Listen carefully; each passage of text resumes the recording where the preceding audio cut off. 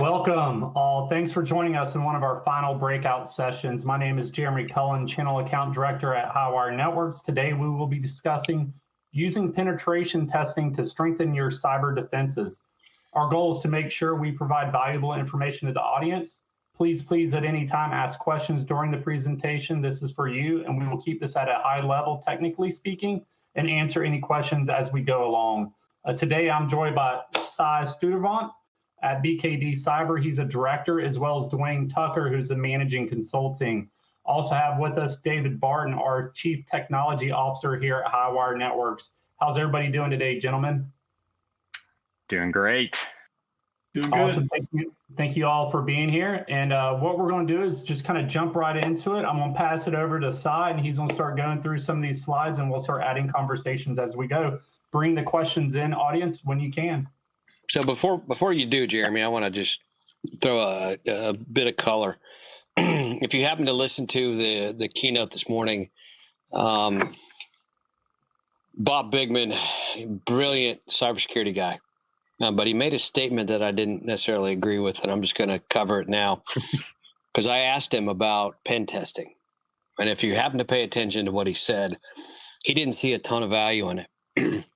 We are on opposite sides of the spectrum on his opinion there.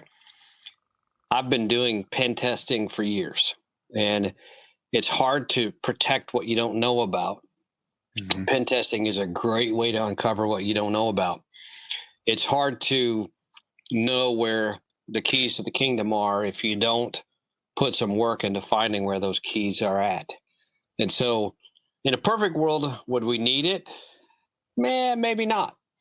But we're not in a perfect world. We're in a world where it's not a function of if, it's a function of when. And if we do it in advance of the when, and we get better intel and better visibility and put protections in place, then when the when happens, hopefully we reduce the impact. So I just wanted to hit that up front. Sai, I didn't mean to steal your thunder, but we at Highwire, we firmly believe it's important. One of the main reasons we partner with BKD Cyber is they've got a phenomenal capability that we at Highwire don't. And without further ado, Sai, take it away, and I'll add my color where it makes sense. No, I appreciate that statement, David. And there's a lot of reasons, more than likely, why Bob had that opinion, had that statement. We'll dive into some of that. I really want to focus on why we believe, and David teed it up perfectly, why we believe it's like a substantial benefit, if I can get that phrase out. And it is a part of your overarching program. If you have guidelines that you want to comply with and frameworks that you're trying to complete and move that through your security roadmap, pen testing is a vital part of protecting your systems. Sai, before you continue, there was a question at the bottom. The two ends of the spectrum, this was for Daniel, was Bob's perspective this morning was it wasn't very important in terms of doing pen testing. On the flip side, I firmly believe, I've been doing this for 30 years, that again, it's imperative to know what you don't know, and without an exercise that you do on a periodic basis to go find what you don't know, you can't protect it. So correct. Yeah. Daniel, that was an answer to your question. If you guys have other questions, please add them in, and we'll answer them through the process. If you want to wait till the end, that's fine too. Yeah, absolutely. And David, I know you and Jeremy are going to be watching those questions come through. Interject at any point. But Dwayne is going to have some, and we're going to go through these statistics pretty quick, go through the rough agenda pretty quick, so we can actually pick the brain of an ethical hacker. That's why Dwayne Tucker from our team is here, to show you that you can have some of the best endpoint protection. You can have a great firewall. You can have great patch management, but there's other things that you probably do not think of if you've never had a penetration test. And there's a variety of those different engagements. We'll touch on that too. David, you teed it up perfectly. You don't know what you don't know. You'd rather turn somebody loose in your environment that's an ethical hacker that's going to have that same perspective than to say, I think we're good. I've heard somebody say it may not have a lot of value. It does, especially the way some of our tactics and some of our procedures that we bring into some of these engagements, and a lot of others in the industry, not just us. So I don't want that to be a negative by any means. And without that, without further ado, we'll dive straight into it. But I'd be remiss to say if we didn't have a statement to really bring this home. I know we're the last session of the day, so we're not going to belabor this too much, but last year was brutal for every one of us, especially in the IT cyberspace. Some people didn't think so. A lot of people thought that it was just completely draining and just destructive to their lives. But you see a quote here from Dave, and this is not Dave Barton, by the way. I just want to get that clear. Dave, you thought somebody might misinterpret this was one of your headshots, but working in IT is not stressful at all. It's not stressful. I'm better looking, let's be clear. There you go. Absolutely. And not as much wrinkles yet. Exactly right. See, I don't agree, and honestly, I don't think I believe Dave, because Dave, as you can tell, is 28 years old. So there's some kind of stress, there's some kind of aging process that hit this man, and hopefully that sets the tone for this conversation. Very conversational. We're not going to be talking at you. We want to be talking with you. We're going to be having a lot of conversations throughout the time. There's a lot of good content in here, but we'll be moving very, very fast, hitting some trend statistics just to kind of hone in, because every conversation I have with clients and prospects is like, yeah, but what's really the impact? We have insurance. Well, do you have enough? We're small. We're just simply not going to be a target. Well, is that true? Do you really believe that? What industry do you serve? We're going to be hitting on so many good things there, and really diving into threats and concerns, which is why penetration tests are valuable and why we're here today, why this entire conference is possible. And then really diving into those benefits, having those discussions with Dwayne and all of us just to show the value again from those areas. So we'll move pretty quick again, talking about updates and statistics. I will not spend a lot of time on this. You will have access to these slides, but I cannot do any cyber presentation talking about pen testing or more general without hitting on this 5-year trend. And this is the Verizon Data Breach Investigations Report, the 5-year trend. So 5,200 plus incidents were reported last year. And again, that's the only ones we know about. That's the breaches that we know about. There's many, many more. Again, compare that to 3,950. That's a 33% increase from the prior year's report. So substantial increase. And we know that. We know why. The work from home, remote workforce, everybody's distracted. Everybody's bending procedures or throwing procedures out the window. They're opening up RDP to the internet. There's a lot of bad practices going out there. And the FBI's report supports a lot of these statements as well. They released a report that shows in 2020, 4.2 billion was lost. And again, that's the complaints that were filed. That's the total dollar figure that we know about. And then you can see the total complaints that were filed in 2020 and the trend thereafter. So all the way back to 2016. Keep that in mind. Look at this. This is not going away. This is why we all have jobs. This is why we're here having this conversation with you. But look at the impact. Look at the increase to the chart to the right here. This is representing phishing, vishing, smishing, farming, all things social engineering. 241,000 was reported in 2020. And look at that increase from 2019 of 114. You have a question come in that's kind of around what you're talking about here. What do we see as the most likely threat to our customers from the type of attacks? Yep. So I knew that question was going to hit. Phishing and ransomware are 1 and 2, sometimes synonymous, because if you have a phishing email or campaign that's targeted, they're trying to interject ransomware into your organization.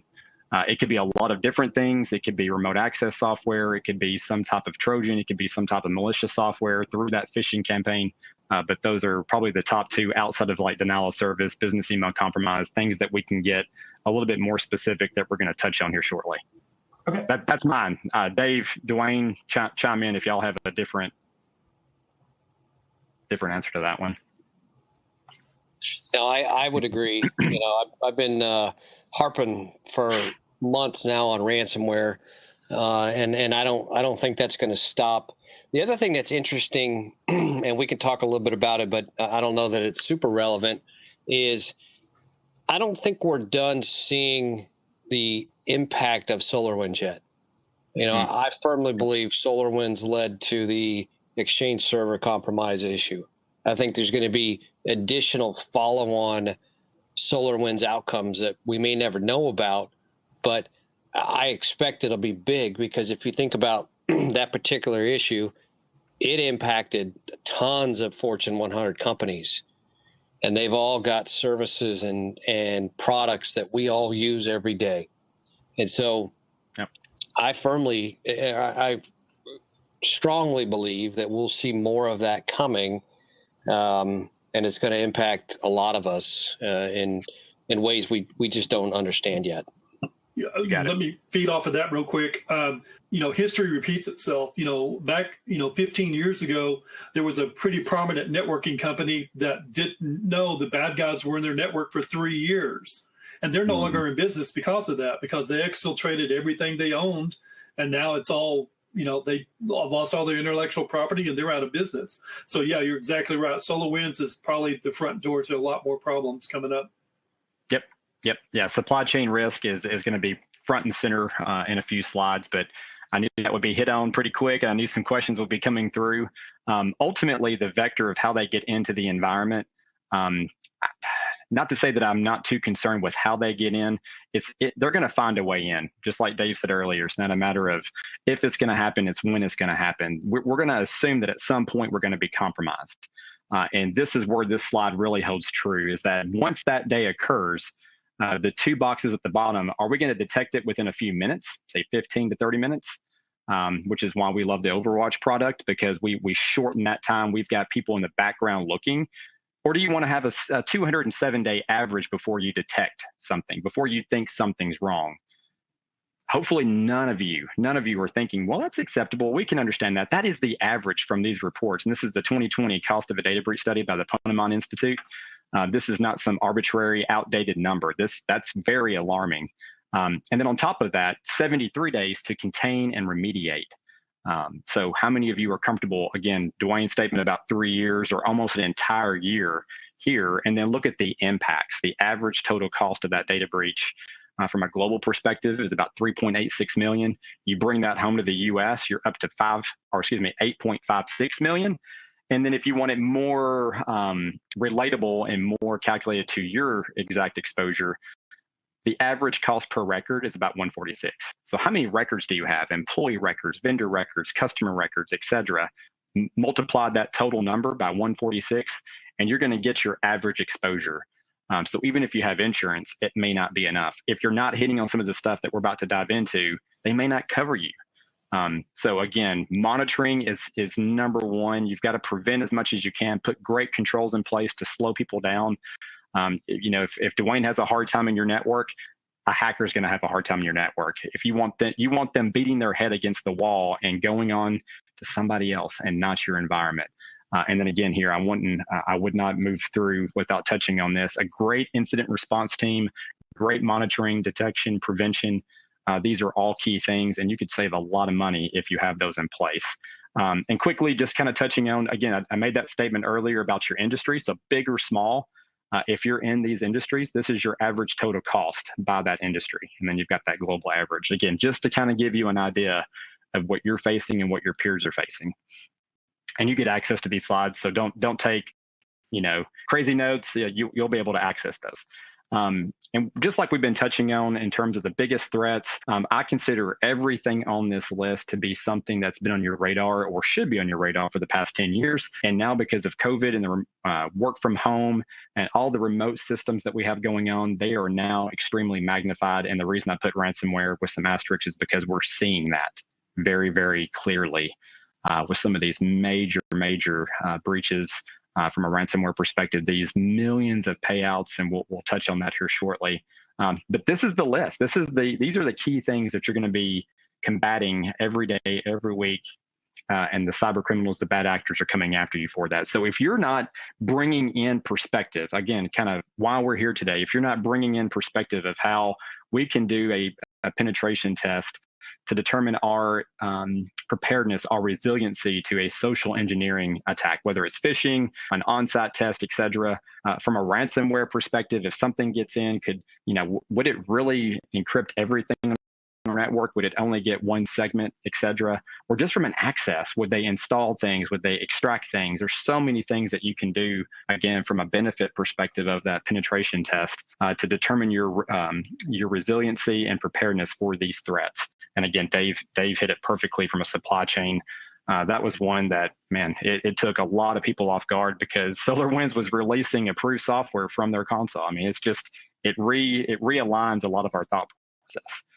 But root causes, and I'm sure we'll probably get a question from the audience or maybe from the group here, inadequate training. When you're looking back at these data breaches and these issues and these large case studies, ineffective patch management, weak privileged access control, which is huge. And Dwayne, I know you're going to be camping out on some of that here soon. And then unmonitored detection systems. Again, why we're here and why we partner with the Highwire Networks team for Overwatch, because we see that all the time from our proactive assessments, and we just really got tired of it because it over and over and over again, these are what we're seeing. And case in point, the two key things that from a ransomware, the Colonial Pipeline. If you live in the Southeast, you know the impacts there because we could not get gas for a week. I'll leave it at that. Everybody freaked out. Major impact. Luckily, that organization, that dark side organization, has been shut down. The ransom was paid though, $4.4 million.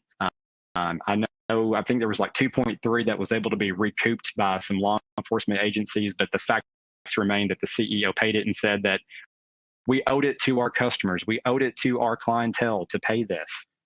It's baffling how this thought process works. And then even more recently with JBS, with an $11 million ransomware payout. It just breaks my heart to see that because you're funding substantial efforts to continue that organized crime efforts. And they're going to have that equity. They're going to have that investment to turn around and attack even more. So hopefully this is elevated enough to get on everybody's radar, our government being prime example. And there's been a lot of great executive order, a lot of great movement in that, standards and requirements to come out of these high profile ransomware breaches. Dave, Jeremy, any questions that we've hit on so far? I want to keep moving pretty quick so we can really tackle some of the benefits, but just wanted to pause to see if anything came in. Nope, good stuff. I love where it's going. Okay. Very good. And excuse me, I hate to drink on camera, but my throat has been dry the entire past couple of days. So well, this is my fourth session. So the benefits of penetration testing, while we're Yep. I've been at a conference for the past 2.5 days. It's been fantastic, but that's a lot of talking if you're not used to it. I feel like we're all used to being in our small worlds.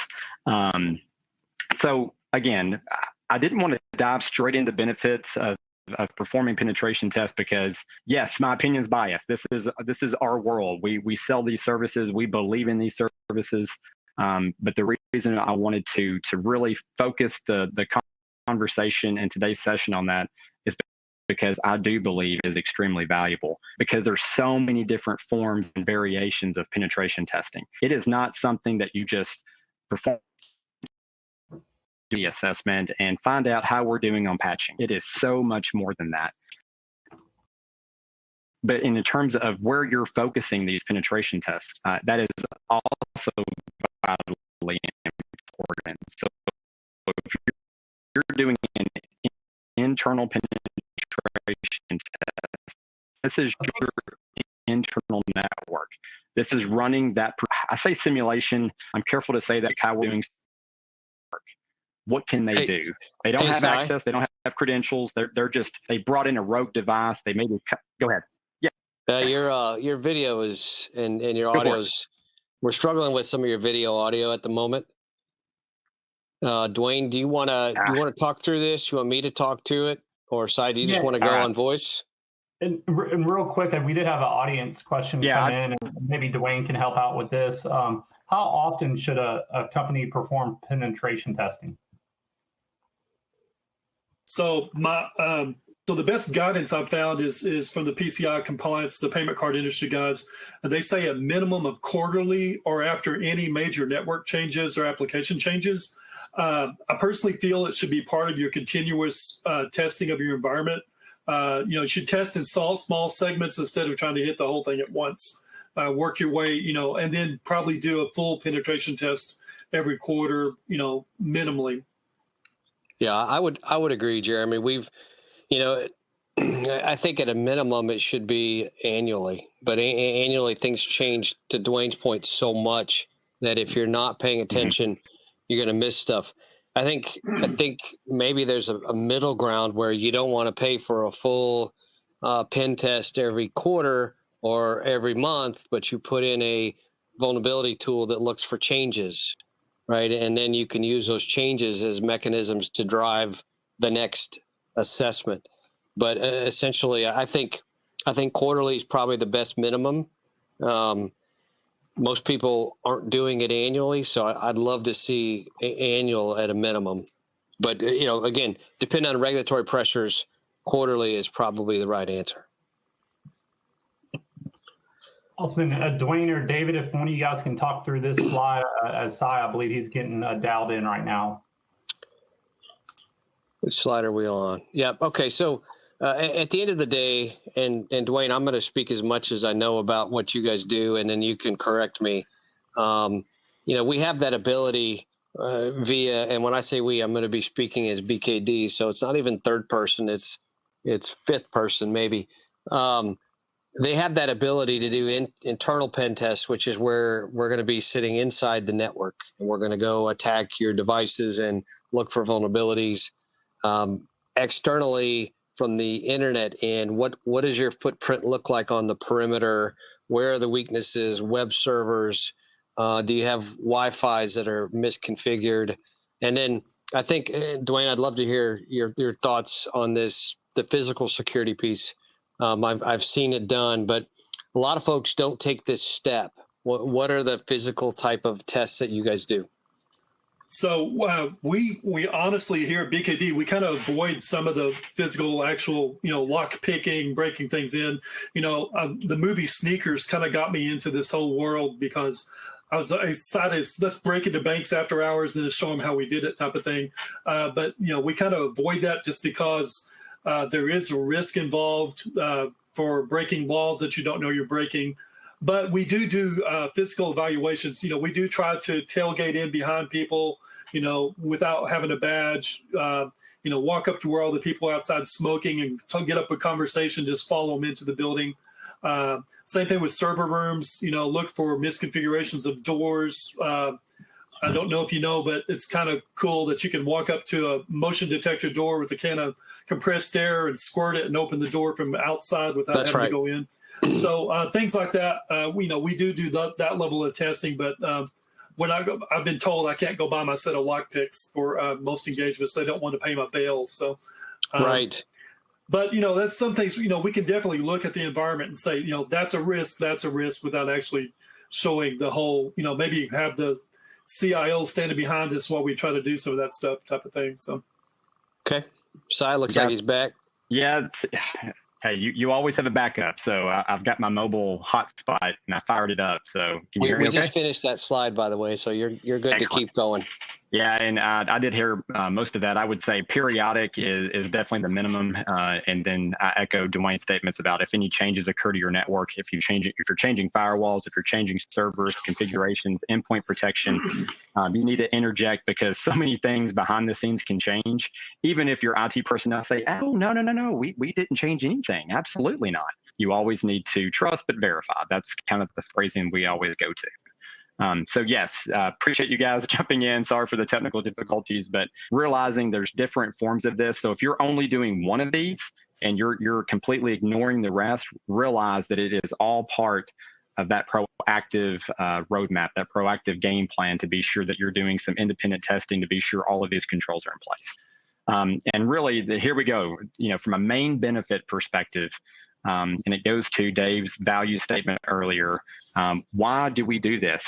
There's a lot of reasons to do this, not just for compliance or for what our clients or customers are making us. You never want it to be a reactive. You just want to have a good cybersecurity mindset, a good culture. You want to be proactive because you want to know what vulnerabilities don't show up on a patch report, that don't show up from just a missing patch on a workstation server, a virtualization platform, third-party applications. It's more than just that.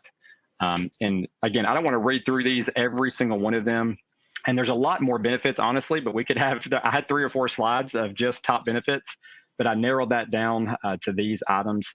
One thing that, again, why Dwayne is here is to get that ethical hacker perspective.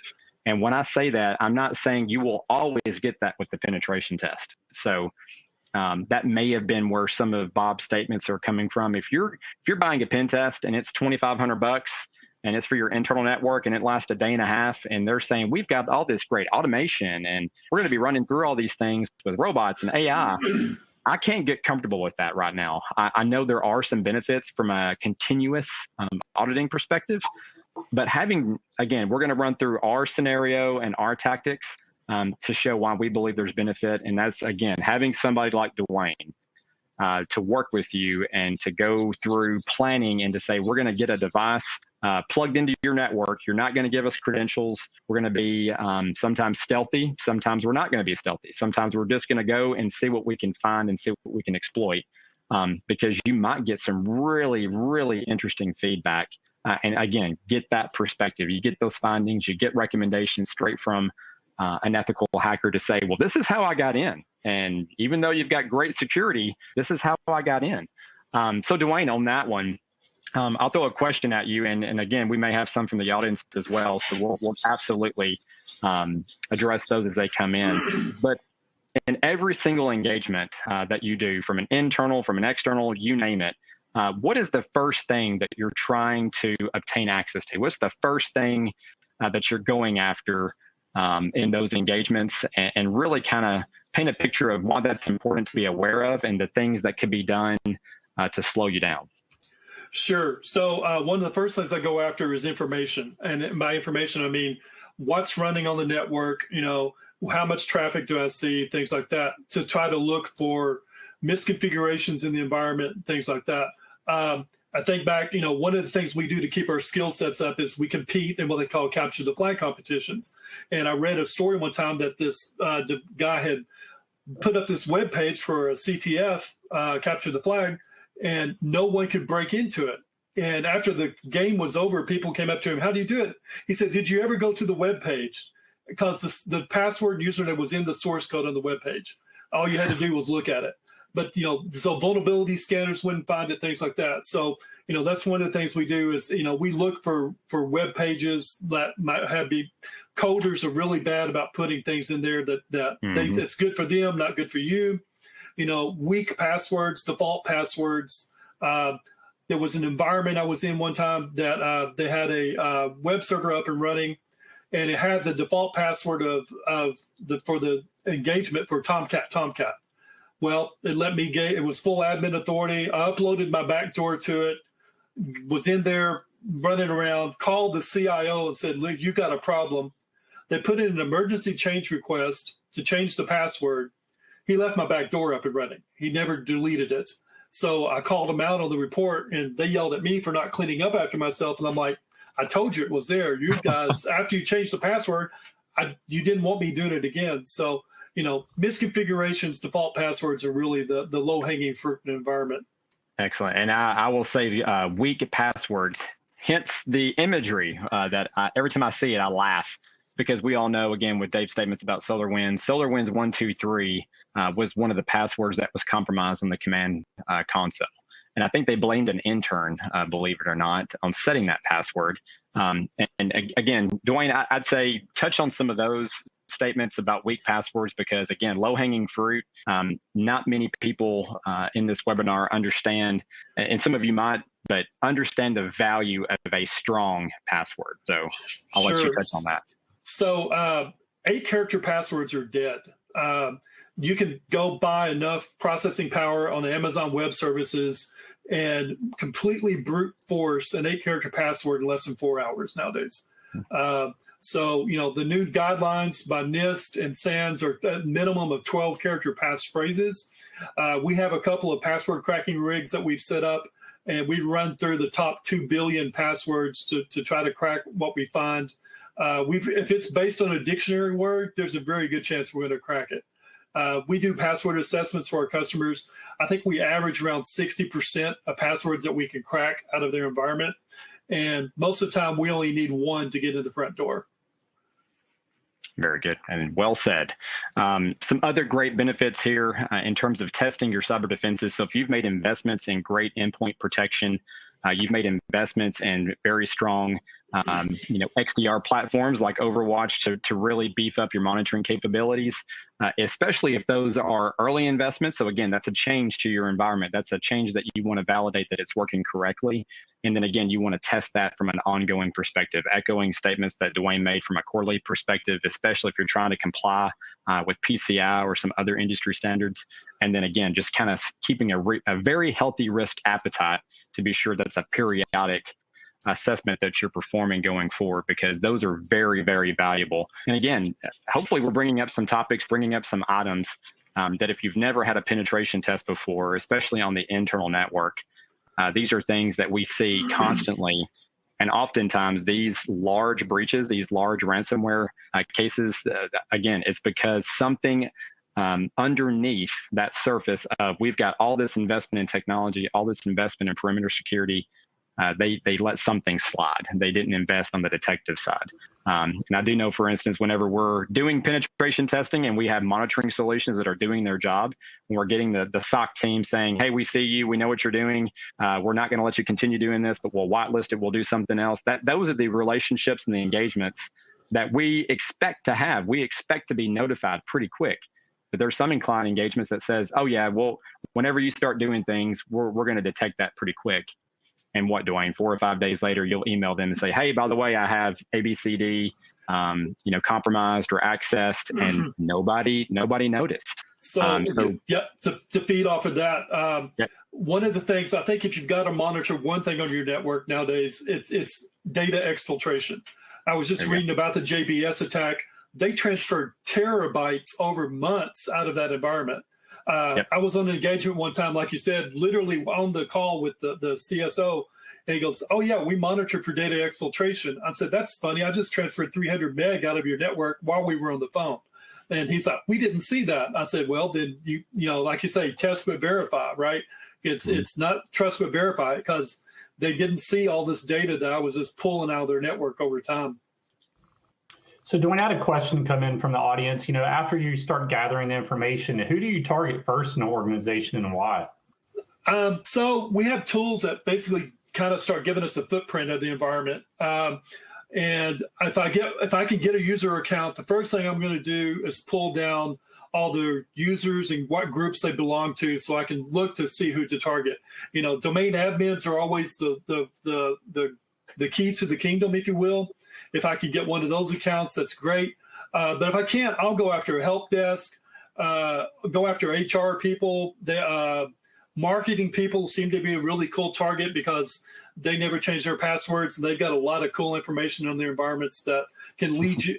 I've literally found the password.txt file on those types of machines to get me farther on the network. So, they seem to be the ones that don't follow the security awareness training more than other parts in the organization. There you go. Well said. Dave, Jeremy, any commentary, any feedback, any other additional questions from the audience? Again, we want this to be as engaging as possible. So if you have a question and you want to throw that at Dwayne, that's technically, we're kind of blurring these two sections. The next section is basically having that one-on-one with Dwayne and us from a team perspective. Anything else that we can address as it relates to some of these benefits and some of the items we've touched on? Yeah, so there's a question. What's your business model for pen test? Do you offer pen test as a service model? Is there a way for the customers to do an automated on demand periodically to test their security posture? Gotcha. Yeah, so I'd say most of our methodology right now is in the form of a one and done. So it's not on demand. We are working through some relationships and some subcontracting to have that pen testing on demand capability. So to be determined on that one. There are capabilities of doing that. Again, we're kind of approaching it from we're checking an audit box, a compliance box to say we're doing this as part of our independent testing, and we're doing this on a set frequency. So that quarterly perspective, that semi-annual or that annual timeline, a lot of planning, a lot of tactics go into it from that standpoint. But no, it is not one of those, hey, we need a pen test on Monday. And it's Thursday afternoon. We're unfortunately not at that stage from a methodology, because that would bring in more automation that we're we're not really 100% comfortable with yet. But yes, you can go that route. And I was going to say, Dwayne, you'll probably have some feedback on that one. So, part of the question was some type of automated solution that they could put in their environment. To me, that just becomes more of a fancy vulnerability scanner at that point, and that's not going to pick up all of the nuances in the network. The things that we get in with all the time are passwords that we've been able to crack, and most of these automated vulnerability testers don't go that far. So I'm not sure. I mean, it probably does have some value add to an environment, but I think a hands-on manual penetration test is much more beneficial than these automated scanners. Yeah. And I tell you what, that might be a good, some of the things that Dwayne and I were kind of talking about leading up to this was giving examples again. The best way to bring you information is to tell a story. So Dwayne, from a case study perspective, if you can give us an example of a recent engagement to where we started on our typical Monday morning, everything has been planned. We've got access, the device is on. We're starting our test. We're starting our simulation. What I'm careful how to phrase this, an easy engagement, like literally you don't even try and you've compromised a network. What does that look like? And it could be some of the stuff that we've hit on, but if you can throw in anything else from a configuration, from how we were able to relay some things, et cetera, explain again what that easily compromised network looks like from your perspective. Sure. So one of the easiest I hit recently, we have a tool that sits in the network, and a quick technical overview here. So in a Windows environment, you'll have a machine A look for a resource on machine B. Machine B goes, hey, I'm machine B, please send me your password hash, and I'll verify you against Active Directory. Well, if there is no machine B in the network, our tool goes, hey, I'm machine B, please send me your password hash. So I was able to capture like 10 hashes within the first hour, 2 hours that morning because of some misconfigurations in the network. And one of those hashes happened to be a person that had a domain admin account. And worse, his password was literally the company initials, 4 characters long and 2 numbers at the end of it. So he was a domain admin with a 6-character password. So I won. I mean, I was done almost with the test within the first 5 hours. Did they fire that guy? Well, okay, good. So we're on the exit meeting, and they're talking about how they've only got a 3-person staff, and they're overworked and all this. And then I called out and said, yeah, and I cracked this person's password. It was only 6 characters. He goes, oh, yeah, that's mine. I did it for convenience. So honestly, I hope he's not there next time we do a pen test, because not only did he bypass their security infrastructure, so he was a trusted insider at that point that went around their controls in place and changed his password because of convenience, which gave me the keys to the kingdom. Dwayne, do you see that consistently in the mid-market SMB space, or does the size of the organization have any bearing on that? I have seen it across the board. That's the weakest admin password I've ever cracked. Other than it's really cool too. I actually see it sometimes. It's like, oh yeah, I cracked this person. It says they're domain admin. They haven't changed your password in 200 days. He goes, oh yeah, that's our CIO, or that's the owner of the company. I'm like, right. You need to have a talk, because they got to have admin. Oh yeah, he's got to have admin. I'm the owner. I got to have admin. So so security awareness training is probably another big thing I would push for these people, just because they need to understand what risk they're putting their environment in, because it's going to cost them money someday. Yep.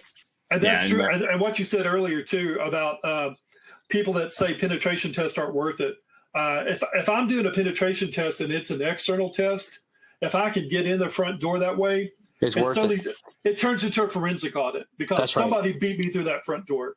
If I'm not testing your network, somebody else is going to be. And a lot of these script kiddies that stay up a lot later than I do nowadays are probably found a way through your front door quicker than I could. So imagine, again, having this penetration test. I know some of you that terminology is brand new. Some of you have been doing this for years. Maybe you're just not doing it frequently, but you're getting, again, from our approach and a lot of others, you're getting these findings from Dwayne. So any of these things that Dwayne is able to say, wow, wasn't supposed to get that, or it was way too easy to get this. you're going to get findings and recommendations, specific recommendations for how do you close that risk? How do you close that concern? How do you remove it from your infrastructure? Again, sometimes these are not done intentionally. These are done completely ignorantly. You just simply don't know what you don't know. And sometimes it could be just an old school IT. Yes, I want it to work. Is it working? Great. I'm not going to touch it. But it could be extremely, extremely vulnerable, especially if it's outdated equipment. They're not getting patched.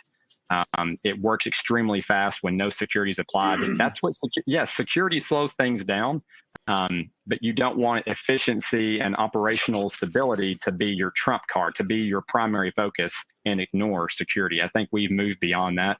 That is a lot of the stuff that we're talking about, again, specifically in the SMB space. Because again, you don't have a lot of regulatory pressure. You don't have a lot of, examiners coming in and saying, we demand that you have this. A lot of it's being proactive. A lot of it's you saying, I think we should do this to benefit our shareholders, our employees, our clients, our customers, because the service that you're bringing to them. What if you have again, $10 million ransomware payout, and if you don't have good backups, if you don't have good fill in the blank, you either pay or you go out of business.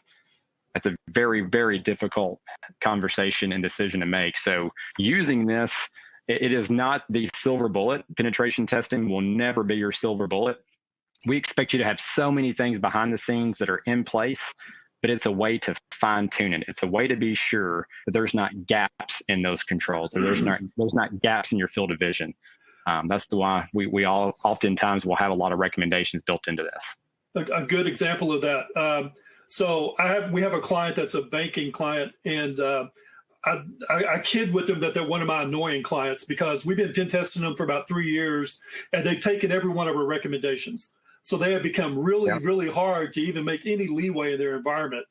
Last time I did their pen test, I found a Windows 2000 machine on their network, which gave me access to everything. So I called the guy and said, "What's this?" He goes, "I don't know. That machine's not supposed to be there. It's not supposed to be online." Mm-hmm. Apparently, some nice person, they were going through removing old equipment, and some nice person plugged it back in for them and left it on their network. So it gave me my keys to get in their front door. So so anytime we find something like that, you think your processes are working great, but there's always a little beast that, somebody turned it off, but it never got picked up and never got put back in the inventory. So. But we found that because of the pen test. Another great example. I'd say, and our time is crazy how quick the time goes by. Let's flip that, Dwayne, in terms of kind of really diving into that last statement. Clients or any industry, any organization that has done this year after year, they're being proactive. We talked about the easy engagements, right? That you're able to obtain access and compromise a network within a few hours. What about the ones where we have weeks that we're trying to get in and move and trying to obtain things, and we literally hit like roadblock, brick wall after brick wall? Kind of give a little bit of, and I know we don't have a lot of time, but just give a quick example of what that looks like when you talk to them. Oftentimes we don't know what controls they have in place, but we can see it because we're not able to do things. What does that look like from your side? Yeah, that becomes harder and harder over time, and there's always new vulnerabilities coming out, and that's why we do try to keep up to date on them. We practice and capture the flags. We practice on vulnerable machines across the network that are training environments. We've actually started going to what's your next level risk, and one of those is a disgruntled employee. So we've started having some of these clients give us a very, very basic username password to get in their environment. So if we don't find anything after a few days, we'll say, okay, we're ready for our test account. What can we do with that? And we've been able to find, now we're getting to more segregation of duties, more, misconfigured file shares, things like that. Just had a client that we had to move to that step. They gave me a very basic, if I was a new employee on the network account, and I was able to pull enough information from an open file share that they didn't know they had that gave me, client information, usernames, passwords, social security numbers, all that stuff that someone had. It was a backup file server that had different permissions than the regular file server. So, those things are harder to check without an account.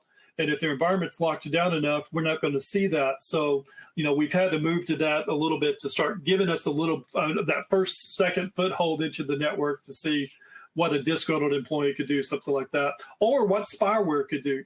Say somebody does click on a phishing email, what's it going to have access to in an environment? If your environment's locked down well enough, that ransomware may not be able to move very far because it's not going to get domain admin to be able to start encrypting everything.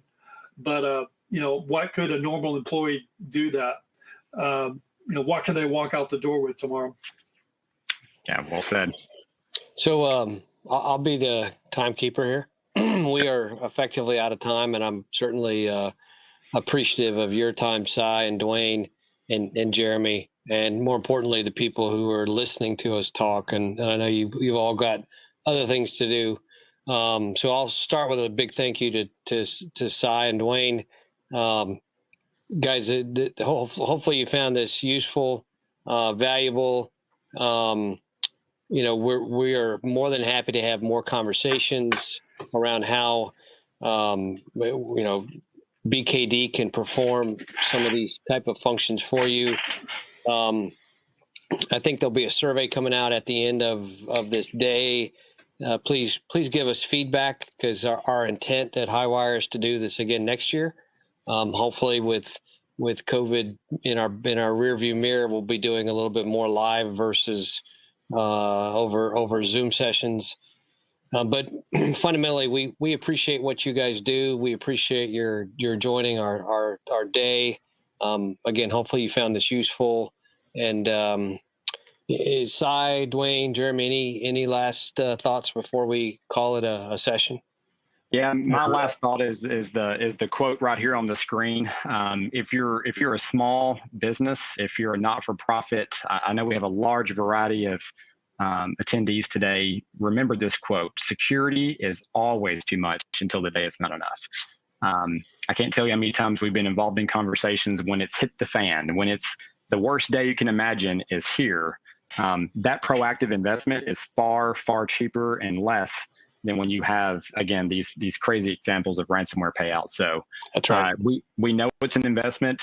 We know pen testing is not free and it's not cheap, but it's valuable. And these great monitoring solutions from Highwire, from an Overwatch perspective, it's not cheap, but it's not cheap for a reason. Everything that you can bring into your environment that has exceptional security benefits, it is worth it. It is a great, great investment. But don't view technology investments synonymous with security investments. They are different. So that was my last parting statement. Thank you all for your time. Anybody else have any last statements? Yeah, just real quick, big thanks to Dwayne and David and Cy for being here today, as well as the audience. I just want everybody to enjoy the break and stick around, as we'll have our closing statements from Mark Porter, and we'll be giving away tons of prizes. So please join us at the top of the hour, everyone.